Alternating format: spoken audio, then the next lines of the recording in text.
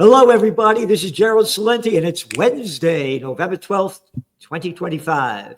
And again, we have with us a man of men, someone that they don't like because he knows about the Constitution and the Bill of Rights that have been robbed from us. Robbed from us, and the little clown boys, one after another, that people call presidents.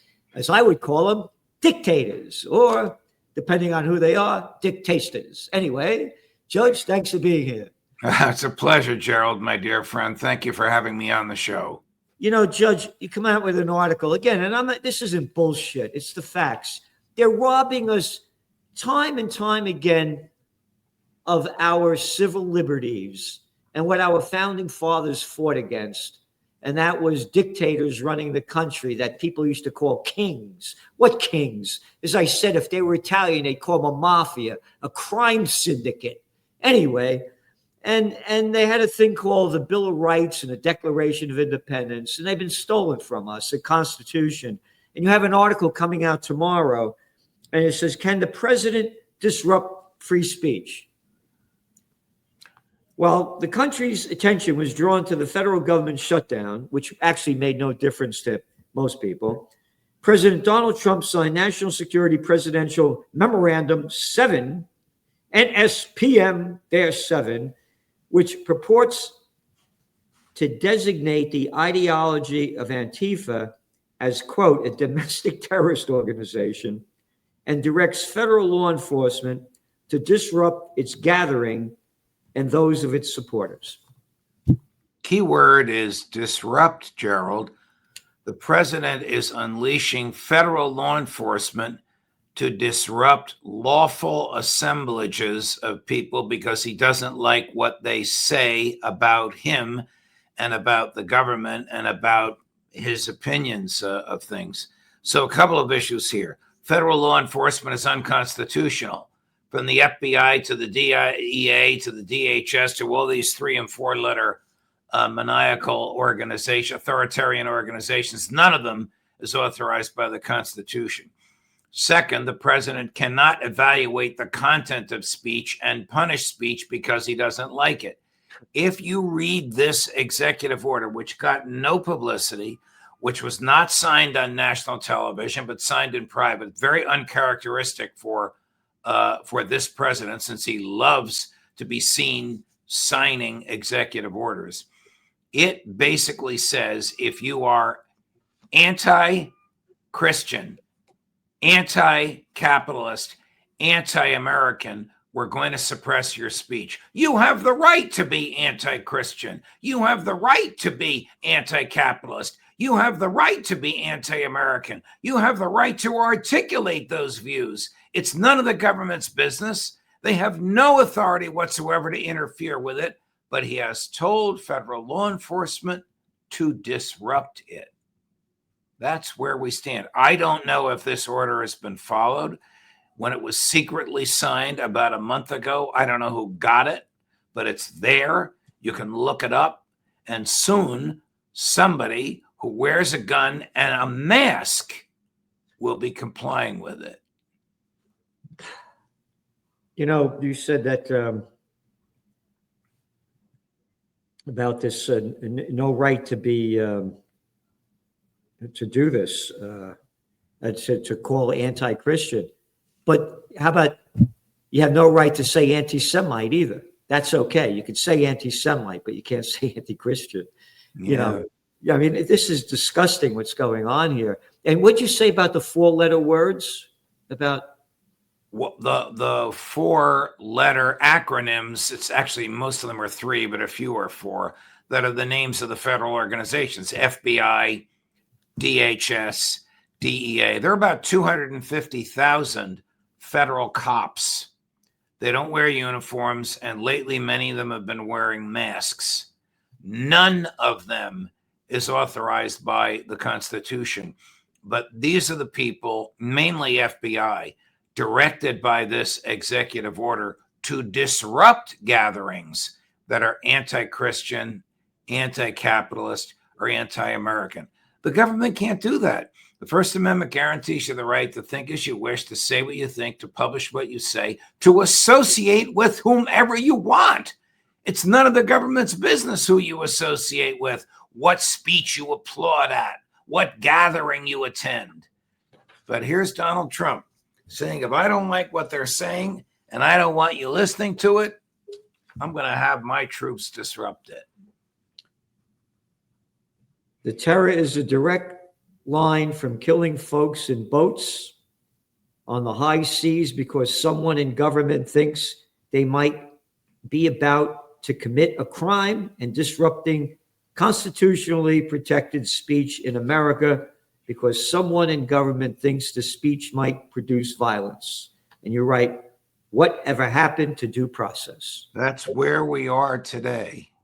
At the end of this piece, I do suggest you can draw a line between a president who will kill foreigners because he thinks they're about to commit a crime to a president who will disrupt Americans because he doesn't like the speech or doesn't like or fears the speech that they're about to hear.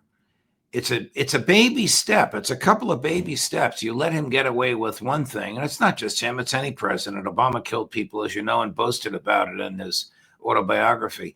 When you let them get away with this, the lust for power and the lust for control is so overwhelming, they'll keep doing it, and they'll do it in other venues.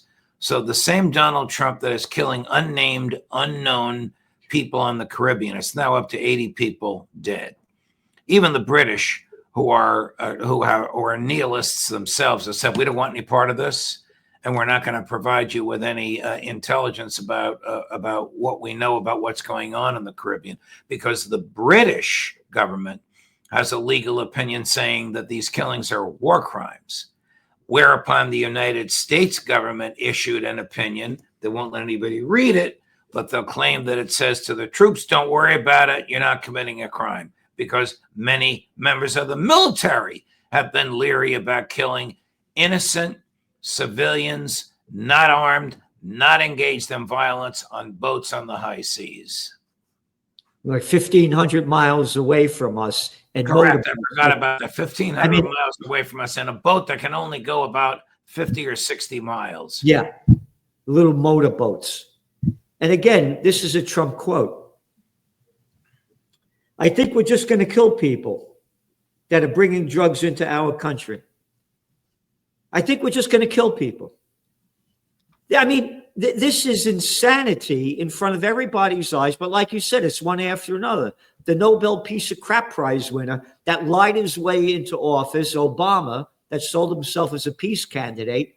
And as soon as he got in, it was the Afghan troop surge with that other little arrogant clown boy that's now with KKR that ran the thing, Petraeus. You remember him? Right. Yeah, how about betrayed us? Yes. One little piece of scum murderer after another, right in front of everybody's eyes, and no one cares. Oh, you talk about killing people? Hey, how about that ceasefire in Israel? Oh, they just killed another 3 Palestinians yesterday.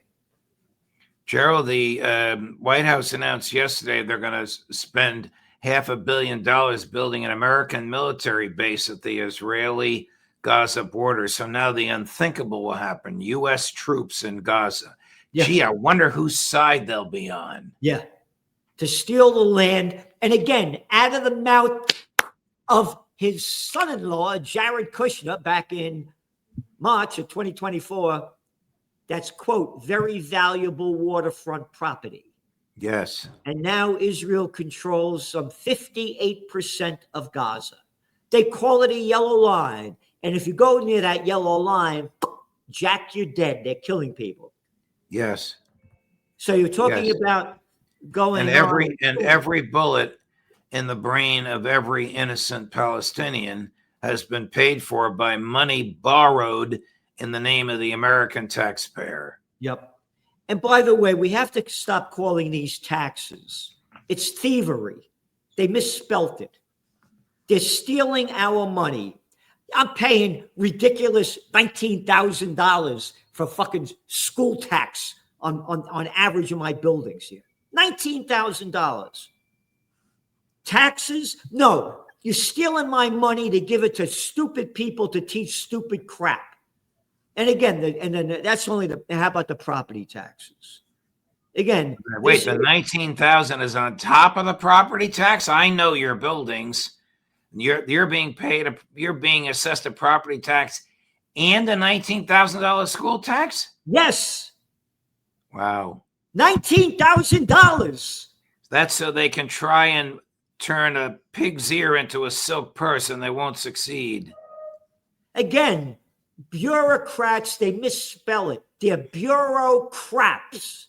These are arrogant little boys and girls that can't get a job in the real world, that suck into the political system and become the most arrogant. Again, they're robbing our money. It's thievery. It's not taxes. Judge, again, what's going on? Hey, do you see this thing about Trump? He wants to, one of my sayings is, when all else fails, they take you to war. Right. Let's go back to before Hamas attacked Israel on October 7th, 2023. There were 39 weeks of protests going on in Israel because of Netanyahu wanting to pass a Judicial Reform Act that basically said, you can't take me to court for the crimes that they say I committed, and we're doing away with the court system and the politicians will be in charge. 39 weeks of protests, not my language, the language of Isaac Herzog, the president of Israel, said, quote, there's a revolution going on, a civil war going on in Israel before 9/11, 9/11, October 7th, no difference. Anyway, a civil war was going on. And then the data came out that they knew that Hamas was going to attack, and they let it happen. Again, not my language. Again, we only report the facts. 3 days after the attack, it was reported that the United States and Egypt had warned them that it was going to happen. Right. So now Trump is saying, pardon Netanyahu. And Isaac Herzog said, anybody interested in a pardon should make an application for one. We haven't received an application. So Netanyahu is just trying to use political pressure to get the pardon. I don't think Herzog, who's a tool of the Israeli culture, I don't think he's going to grant the pardon. If he does, there'll be riots in the streets. The cases against Netanyahu are very strong. Some of them are going on even as we speak. He does not have the level of immunity that the U.S. president has. If Trump were indicted tomorrow, state or federal, the indictment would be put on the shelf until after he's out of office. But in Israel, the trial commences. He's got 3 trials going on simultaneously. He keeps asking for adjournments. Sometimes he gets them, sometimes he doesn't. But the prosecutions are continuing. Again, when all else fails, they take you to war. That's what he did. And he's going to ramp up the war probably against Iran. And again, well, that's their next target. And as soon as Trump finishes with Venezuela, then we'll start bombing Iran. Yep. And again, this is such bullshit that these presidents could give pardons. I mean, what a bunch of crap. Well, that little Giuliani just got a pardon. Criminals get pardons, but hey, you'll go and get out of your car. Just walk on the straight line over here. You're 0.1% over the limit of drinking that we just made up, and now you're going to jail. But they give pardons to these criminals one after. What do they call this country? A republic, a democracy? It's a crime syndicate. Well, we've never seen the pardon power used by any president the way Trump has. I mean, it's been there. George Washington pardoned the whiskey rebellers.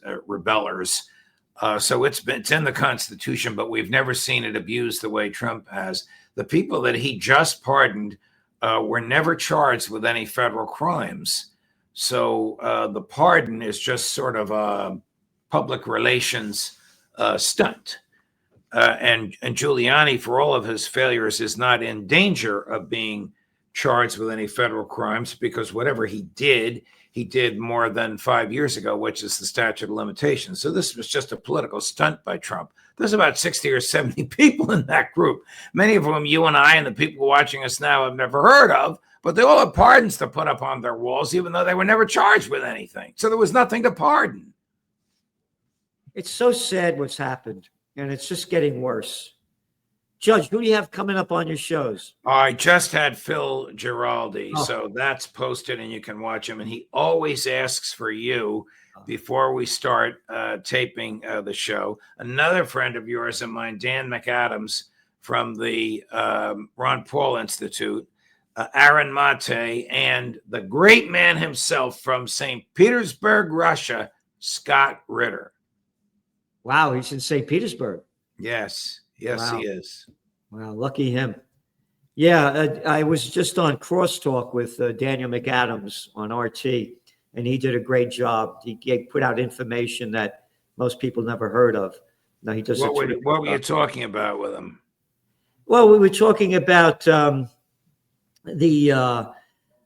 what's going on with the demonstrations going on around the world, and the protests and other issues. And he really the Zionists in America are hemorrhaging support, and they send out a thug like Mark Levin, and they hemorrhage more support. Yeah, that's so sad. And again, the media is just so one-sided. And again, not only in this country, all over the world, they control it. And who else you got coming up, Judge, after that? Well, that's it for today. Tomorrow, the great John Mearsheimer. Oh, wow. So everybody go to Judging Freedom if you want to see information, hear information that you're not going to get anywhere else. Judge, thanks for being on. Thanks for all you do. And we'll see you next week. Thank you, Gerald. God bless you. All the best.